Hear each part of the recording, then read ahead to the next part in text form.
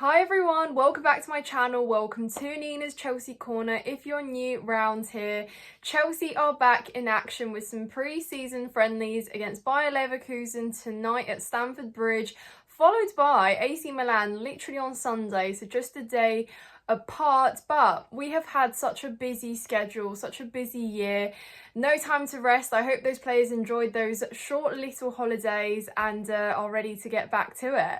But the season is literally starting next week and I'm so excited to return to everything because I've missed going to Stamford Bridge and it has been a long while since I've spoken to you guys, since we won the Club World Cup.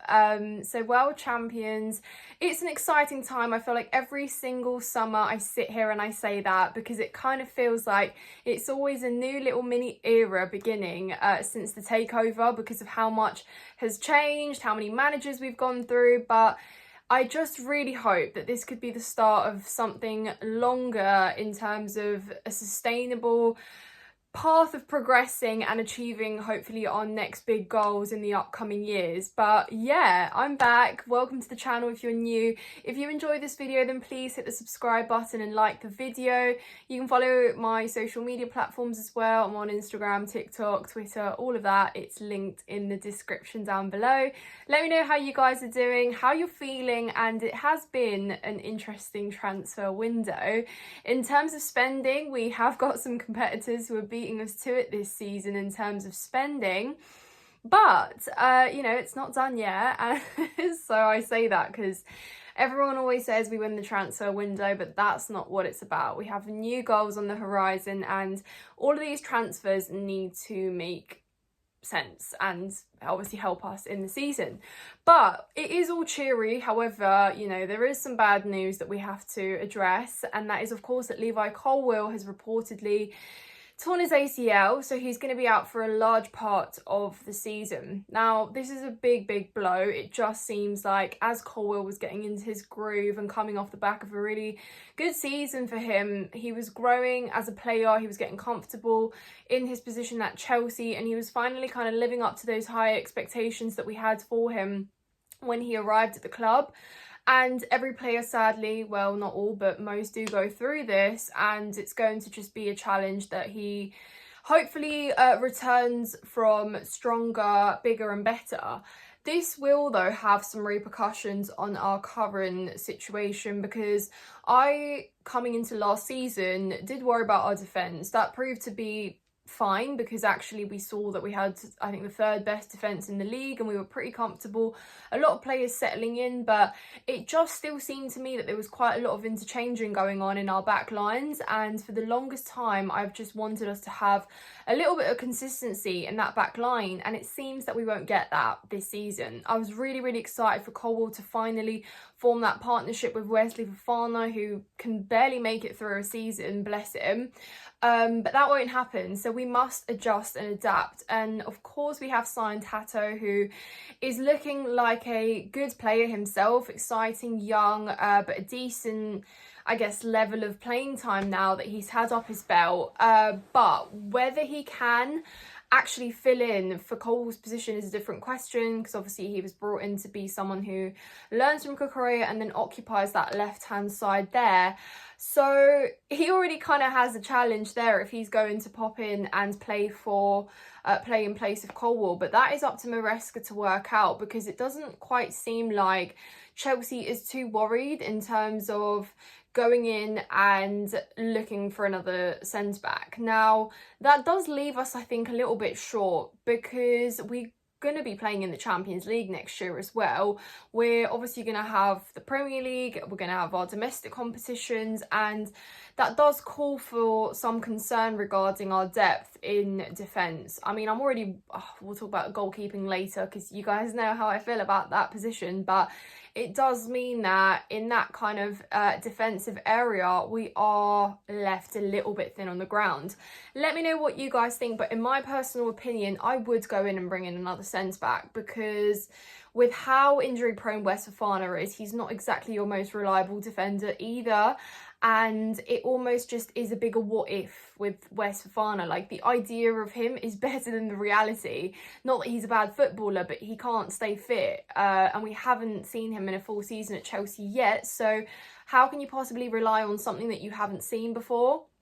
So that is one thing that concerns me. And, you know, if you want to be, and I'm not saying we're going to go and win the league next season, but if you want to be in the conversation of pushing and being in and around that top 3 position, I think, or top 4 if you like, I just have big expectations next season, but if you want to be in and around that position, you're going to have a solid defence. And if you look at the teams we're competing against for those top 4 positions, then, you know, it could be where we fall short compared to those, and that could literally be quite a big difference there. You know, we've got a wealth of talent in the attacking departments.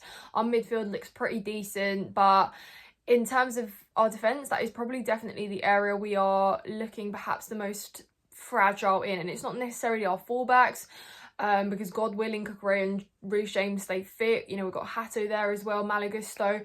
That should be fine, but our centre-backs is kind of what I'm concerned about. Let me know if you echo that.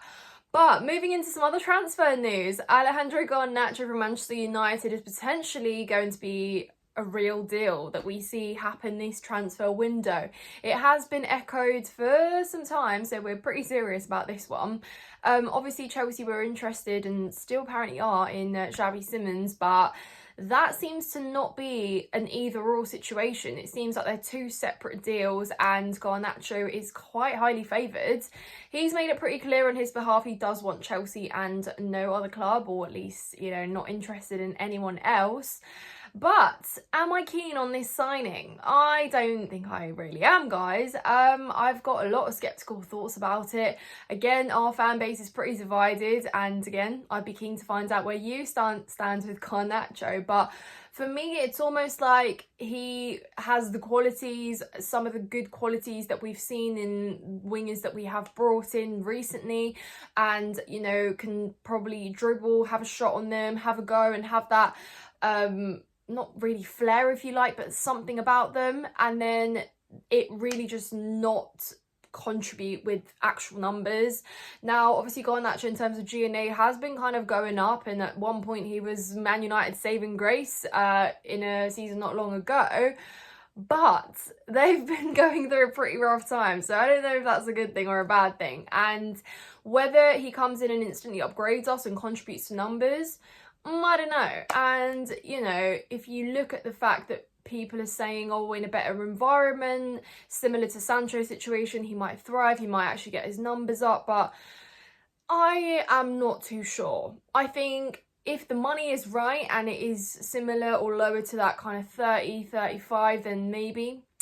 Because it's low risk, you could probably generate that money again. But if it's somewhere closer to what Man United want, to 50, then I'm not too sure. I don't think that's a great idea.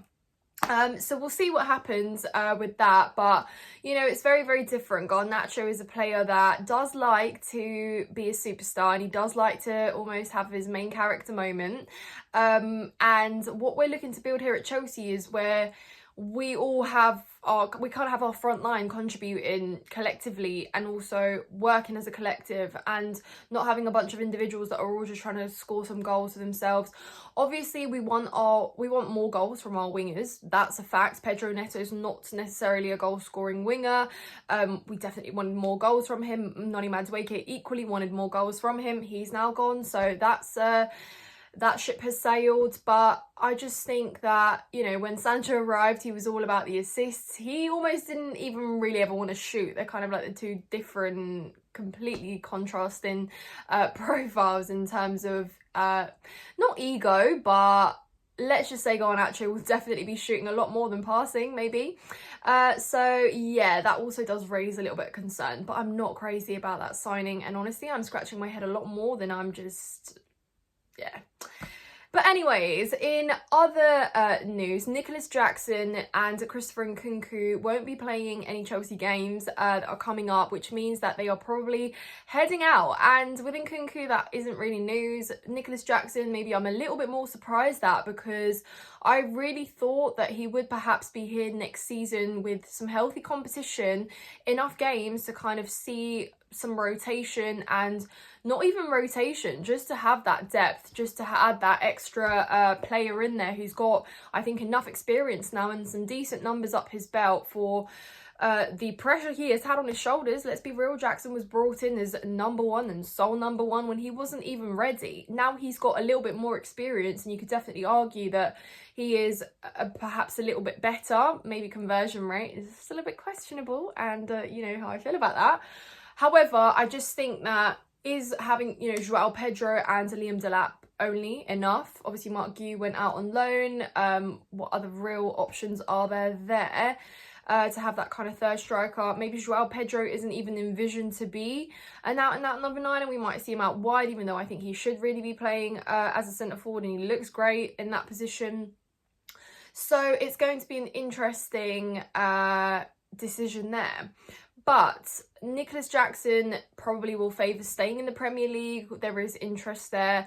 Obviously, we saw from Newcastle, supposedly Tottenham as well.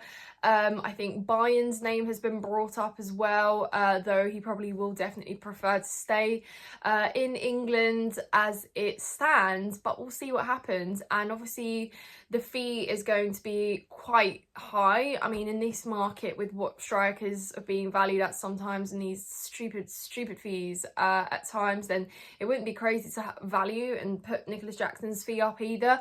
Chelsea as a club will want to take some credit as well for putting up his value a little bit with the kind of experience and the you know, the trophies that he's won now, and definitely is considered to be a better player than he arrived. So that's going to also be an interesting decision there. But Chelsea are in action against Bayer Leverkusen at Stamford Bridge tonight. I am a little bit worried, to be honest with you guys, in terms of keeping players fit now. The last thing you want is 2 pre-season friendlies a day apart, taking some players away from you just a week before your season starts. So I don't like that. And, you know, I really hope that Maresca is quite sensible with how he hands out minutes. We have players that have been run into the ground playing full 90 minutes the whole season last year, playing through the Club World Cup, and in my opinion shouldn't be starting tonight. So I'd go for a very rotated, bring on some debuts. Let's see Esteval, let's see what he's about, give Hato some minutes, play Santos, play Josh Achampong. Just give all these players some time, see what they're about, so we know who is where. Potentially you can work out who can cover what other position, because I think we've got quite a lot of versatile players in there that, you know, won't just be excuse me, occupying one position, and that's a good thing. So work that out, find out, but please just manage the players well. Maresca, that is one message I have for you. 2 games away from the season starting, and I want everyone fit. We need everyone fit. But yes, guys, I hope you've enjoyed this video. Let me know your thoughts in the comments down below. Are you open to Garnacho coming to Chelsea? Yes or no? Let me know. Will we go in for a Colwill replacement, obviously short term while he's back, and bring in a little bit more depth just so we are feeling a little bit more chill? Badiashil's obviously not around either, so that's another player out the question, out the mix. So are we a little bit short in that department? Probably yes. Let me know.